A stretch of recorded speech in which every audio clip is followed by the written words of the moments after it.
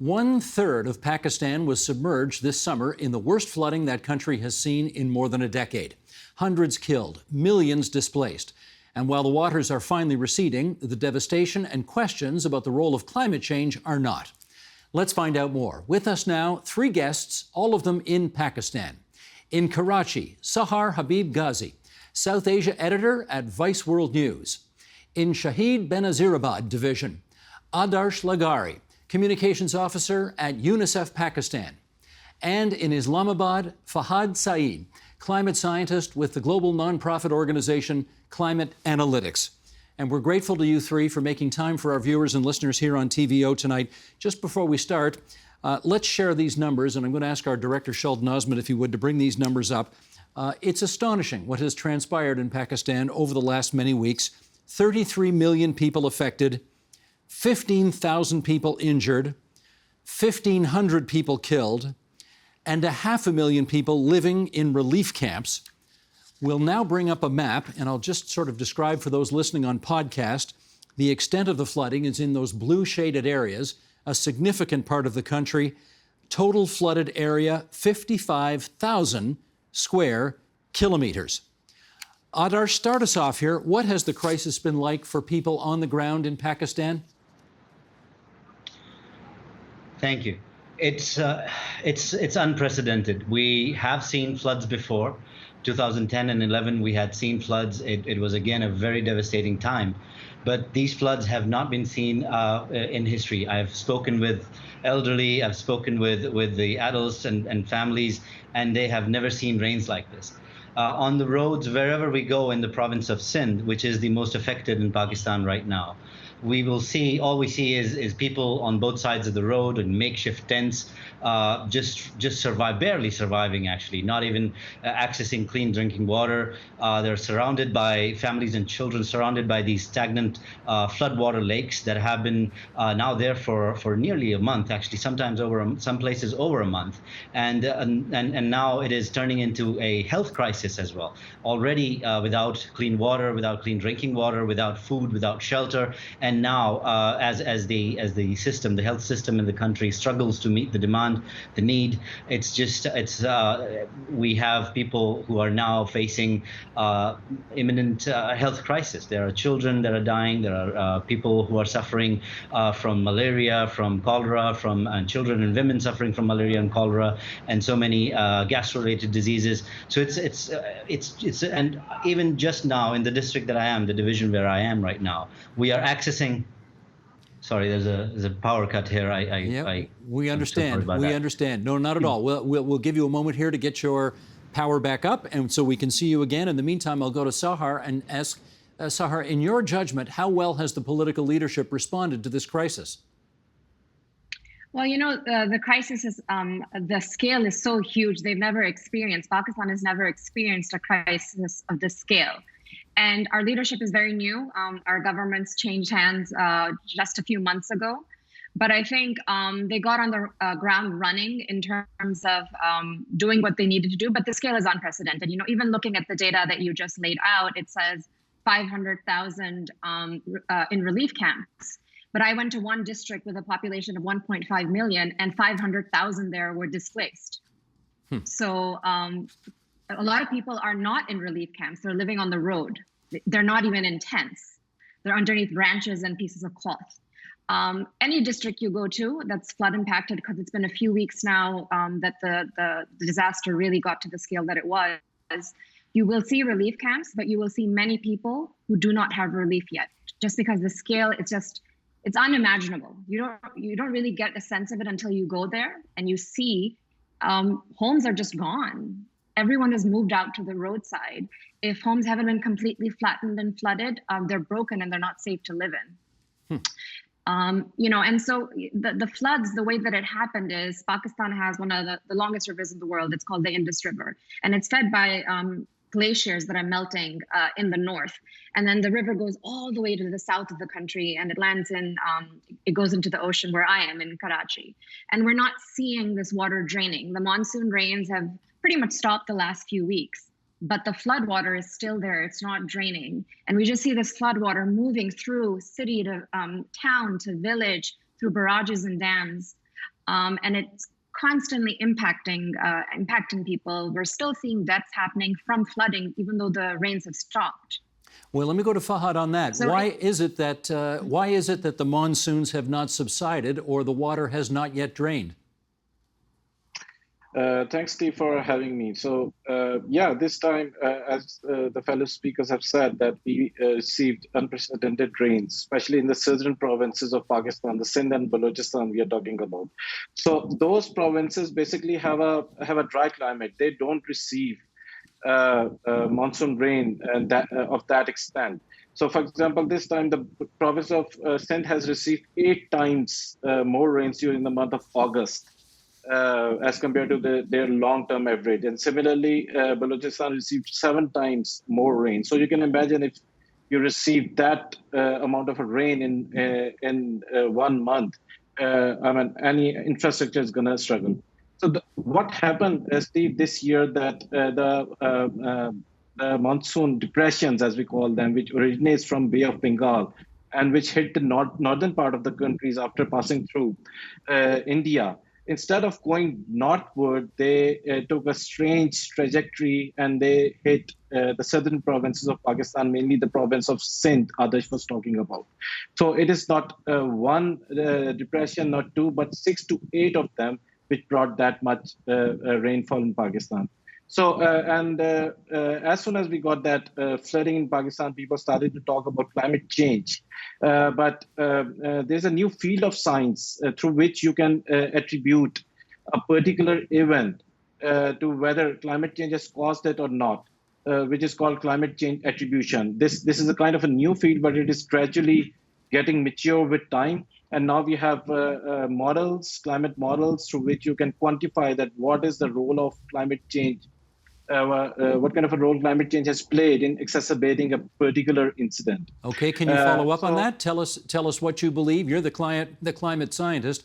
What role do you think climate change did play in these unusually historic alterations to the climate? Yeah, Steve. So I was a part of a study which we call as RAPID study, which was led by Imperial College London, and we have co-authors from University of Oxford, Cambridge, Princeton, Columbia. So it is like a kind of a global effort. And our assessment or our results were that climate change has increased the rainfall by almost 70%. Had it would have been in the world without climate change. So we have certainly seen the footprints of climate change exacerbating the impacts, especially over the southern provinces of Sindh and Balochistan. And Steve, let me tell you that this is not the only record-breaking climate extreme event the country has witnessed this year. In the months of March and April earlier this year, we also had a extreme heat wave. It was also a record-breaking extreme heat wave. We almost had a springless year. And some parts of the country in the months of March and April, which is generally should have been pleasant months of the year, the country at some places the temperature rose above 50 degrees centigrade. And we did a study for that particular heat wave as well. And our results were that climate change made that particular heat wave 30 times more likely. That is absolutely astonishing. All right, let me, Adarsh, I think I see that you've got your power back on there, so let's get you back into this conversation. How much aid is getting through to the people that need it from what you've been able to see? Well, as I've been mostly, it's just, I mean, with UNICEF, in the case of UNICEF, we've been able to get over 100 metric tons of aid through chartered flights, through immediate flights, and it's nearly $3 million of aid that we have. As quick as we could, as soon as we could, we've sent it out. We have set up a warehouse even in the northern parts of Sindh to make things easier for us. And we can see other organizations also. I mean, I cannot speak for other organizations as such. but I can see that there is a lot of aid going through.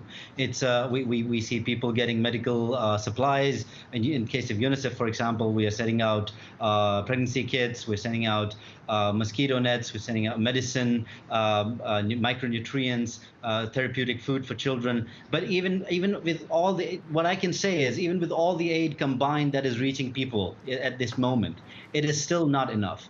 It could be just a drop in the bucket right now, because we have a lot of people, as Sar mentioned, we have people that are only that are only accounted for in the camps, and then we have people who are in makeshift shelters. They're basically they're not at home, they're not in camps, they're on the roadside. Nobody's reaching them at times because they're not in registered camps. No medical aid is sometimes reaching. Oftentimes, no medical aid is reaching them. No food is reaching them. And what is happening is just a great, gigantic volunteer effort in the country. There is a lot of volunteerism happening. People are donating. People are giving out.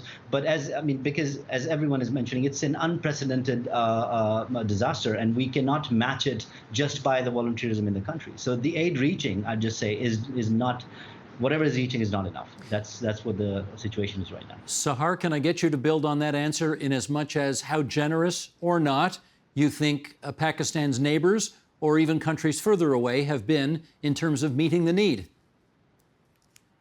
Well, I don't think the responsibility is on our neighbors to be generous, because they're also facing their own climate change disasters as well. I think the responsibility lies with rich polluting countries that have attributed to the kind of rising temperatures we've seen in the world in the last 30, 40 years.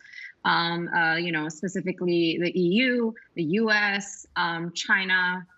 These countries made promises in multiple climate accords over the years, UN climate accords, and they didn't meet their promises.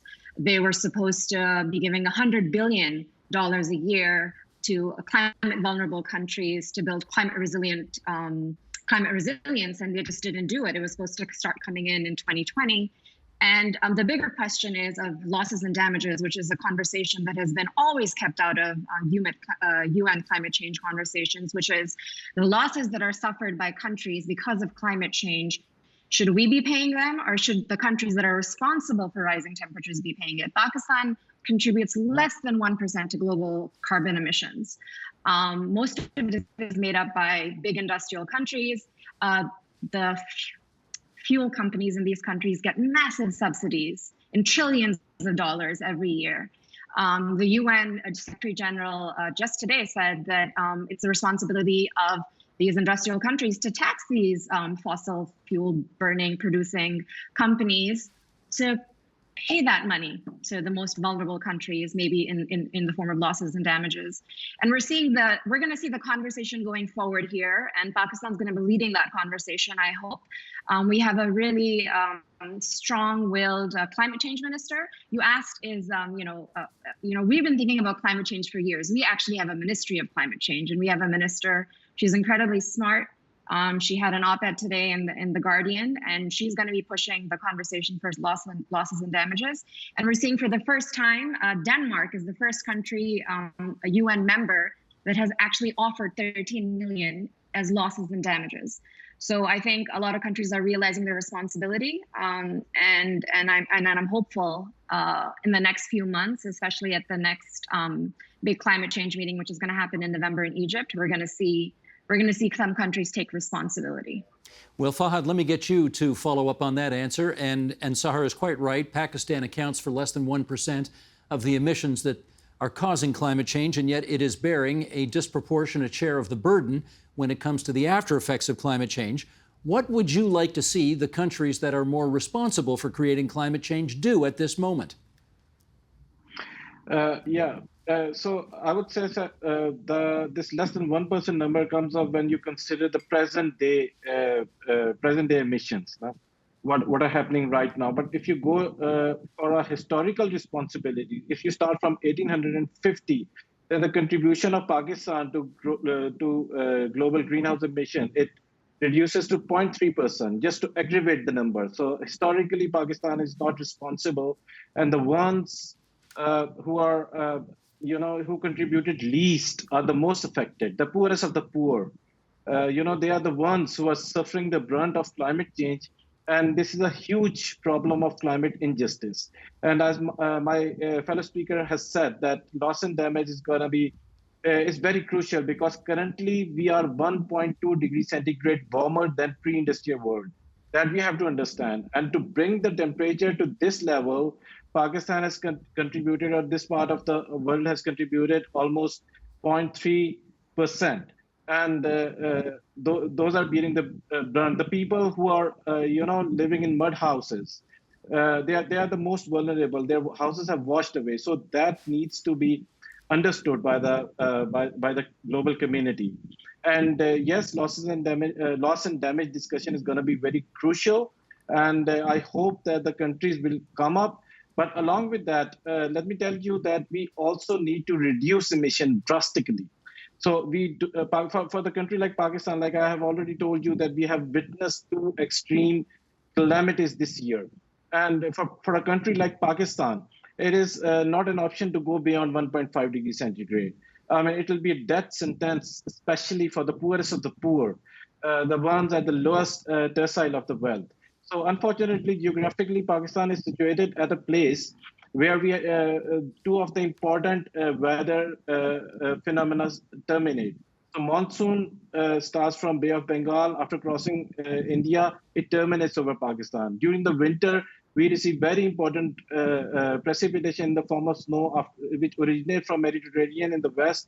After passing through, Middle East, they terminate in the northern part of the country as well. So any fluctuation because of climate change, any variability is gonna impact the country a lot. So it is not only about flooding. It's not about heat waves, but also the melting of snow and glacier in the northern part of the country is also very crucial, and the glaciers are melting at a very rapid pace. So we are talking about 220 million country at the moment, and which depends on the melting of those snow and glacier in the north. Well, let me continue the story here with Adarsh, because I guess you've got to figure out whether it's possible before the next monsoon season comes, whether or not the people who have been displaced by the current tragedy can get into some semblance of housing or get their lives back on track.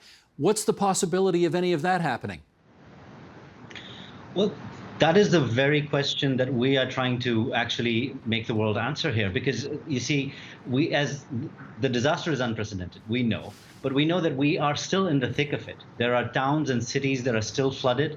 There are villages that are still inundated. There are roads are still submerged, and we have no network in terms of the roads, in terms of reaching people in a lot of places. Just to give you a little bit of hint, just a week ago, I was with doctors crossing floodwaters to reach hundreds of people with medical aid who had not seen a doctor for months, and there were children who were really in need of immediate medical attention. And then this is just the immediate relief question right now. But what you're saying is, and we know that everybody, experts, the government, and everybody's saying that the water is going to take months to go, months to recede. And once that water is gone, it'll take, again, a long time for these people to go back to where they were. And it's not like, as UNICEF has also said in its statement, we have said it, that it's not like all the people that have been impacted primarily by the floods have had basic services fulfilled for them, basic needs fulfilled for them. I mean, we have to look at the country that we have had over 40% of the children under 5 in this very province have been stunted, and that hasn't gone away with the floods. It has exacerbated. It is now going to increase. There is a food security crisis that is also looming. A health crisis is also looming, and then the rebuilding process is not even, we haven't even started thinking about the rebuilding process. Right now, it's just the question of getting the immediate relief to the people in need. And again, the most vulnerable in this crisis have been women and children. And as Fahd has been as the climate expert here, but we know for a fact that more than 90% of the climate-related disease burden is also borne by children under 5. And so we are in a very complicated situation. Thinking of rebuilding means that we will have to first cross this barrier where we are right now, have the flash appeal that the UN has sent out completed, have the humanitarian need that is immediately required be present, sent out to the people in need, and then move on to the rehabilitation process. Well, speaking of rebuilding, yeah, let me follow up with Sahar on that, because has the government put out any estimate of how much it will cost to try to rebuild the country to what it once was? I mean, the number that they're saying right now is 30 billion, but they say this is the first estimate. I mean, this is the third estimate so far. It just keeps on going up. So 30 billion. So the reason why the number is so large is Pakistan is largely an agricultural country, and a lot of our crop has been destroyed by floods. The 33 million people that have been mostly affected, a lot of them have been farm workers, and farms are impacted. Cotton is the backbone of our economy. A lot of the cotton towels, T-shirts, denim you see in many big stores in the West, in Canada, they're actually made in Pakistan. And our cotton crop, 50% of it is just gone. And it's a similar case with many of our other crops, our sugar cane as well. So we're going to be seeing long-term impacts on our economy as well. A lot of the families that we met in the flood-impacted areas, they hadn't earned anything because they were daily farm workers. They hadn't earned anything in weeks. And so when the government says 30 billion as the first estimate, yeah, I think it's going to go up. And Sahar, what's the country's hope as to where that 30 billion is going to come from to help rebuild? Well, my hope is climate reparations. When I think of what's fair, that's what I see, and I see that the conversations we've been having internationally at these huge climate change forums, we've been having them for decades now, pretty much 70% of my lifetime. But what has come out of it? Like these high-profile meetings, and now we're seeing. I think Pakistan is the first country that has been impacted at this scale by climate change. So Pakistan is an example to show what is the world going to actually do about it. For all these fancy meetings they've been holding year after year for decades, are they going to put their money where their mouth has been all these years? And I think that this is a real moment for the international community. Well, it's been relying on burning fossil fuel to build their economies. Sure, and Fahad, it's not exactly like this is going to be the last climate disaster that takes place. I presume you've got modeling which suggests that this is the thin edge of the wedge, the first of many more to come? That's correct. So just to add something to the number which Sahar has given you and put the things a little in perspective for your listeners and audience, that 30 billion is the number which is coming up as the total losses, economic losses due to these floods. But the total exports, the annual exports of Pakistan per year is also around 30 billion. So you can assume that what the country is going through at the moment. So all the exports, the worth of the exports are compromised because of just one extreme event. So, and yes, coming to your question, that is certainly the case. The modeling results are showing that there will be many surprises in the future for the country. And as I said before, that the Paris Agreement asked for limiting the global mean temperature to 1.5 degrees centigrade, and currently we are 1.2 degrees centigrade. So every tenth of a degree matters for Pakistan. With every tenth of a degree increase in global warming, Pakistan will witness more and more disaster like these floodings or the heat waves or the glacier lake outburst floods in the north. And for the first time this year, Pakistan have witnessed the forest fires at scale. So Pakistan is mainly an arid to semi-arid country for most of its area, and having forest fires were also just unprecedented for the country. So our modeling results suggest that we are going to witness these kind of extremes in future with global warming. Adarsh, I want to ask you, I guess, a bit of a delicate question, which is, you're with UNICEF. You are accustomed to having to try to get the world's attention to deal with the problems that you deal with on a daily basis. Not just fundraising, but awareness raising as well. This has taken place, this tragedy has taken place at a time when a great deal of the world's attention is focused on the death of Queen Elizabeth II. a great deal of the world's attention is also focused on a war between Russia and Ukraine. And let's just say it bluntly, you are trying to attract eyeballs to a life and death situation in Pakistan at the same time. Number one, how difficult is that to do? Number two, are you concerned that these other two things have taken attention away from your cause? Well, it's of course the world usually moves on from disaster to disaster quite easily, and it's not a pleasant reality, but it is the reality. But what our job is to make sure that we keep telling the story. We keep bringing out the reality. We keep bringing out the truth from wherever we go. As I mentioned just a little while earlier, that I have been with doctors. Our teams are also out there. No single place in Pakistan right now that is flooded is where, I mean, we are everywhere where we can go. Our teams are on the ground. We're trying to bring attention with the help of the media. There is attention right now. Of course, we have international media as well. Right now, I'm speaking with you, and thank you for that, to help bring the case of Pakistan to the world and Canada.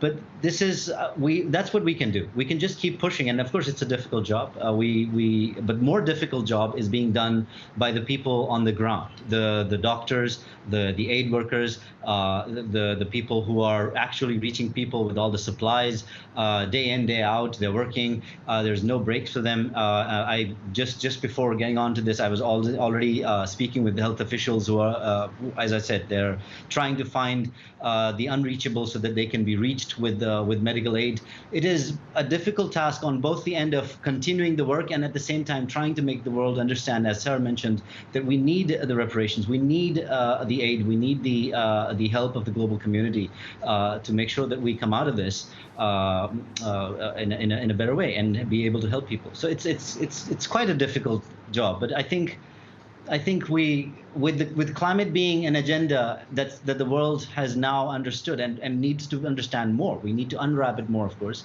but at least we are now speaking about it openly and thoroughly. That these things are not happening just because they're happening. This is a climate disaster.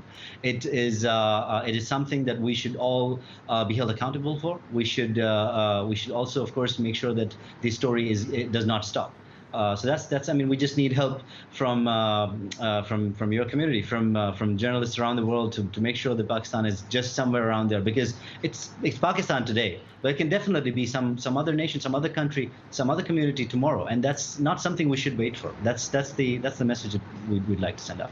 Understood. Well, Sahar, in our last 30 seconds here, you touched on this a while ago, but just tell us, what would constitute a successful COP27 negotiation in Egypt, and what would constitute a failure? A successful one would be Pakistan taking a delegation of indigenous activists and ecologists, people on the front lines, and asking for climate reparations. The government is already collecting information and data on losses and damages, taking that data there and making a good case for countries that are promised to do something about climate change, rich polluting countries, to actually do something about it. And lead the way for other countries that are going to be facing the kind of disasters that Pakistan has faced this year. We thank all three of you for spending some time with us on TVO tonight and helping to bring this story to the Canadian public's attention. Take good care, everybody, and thank you again. Thank you, Steve. The Agenda with Steve Paikin is made possible through generous philanthropic contributions from viewers like you. Thank you for supporting TVO's journalism.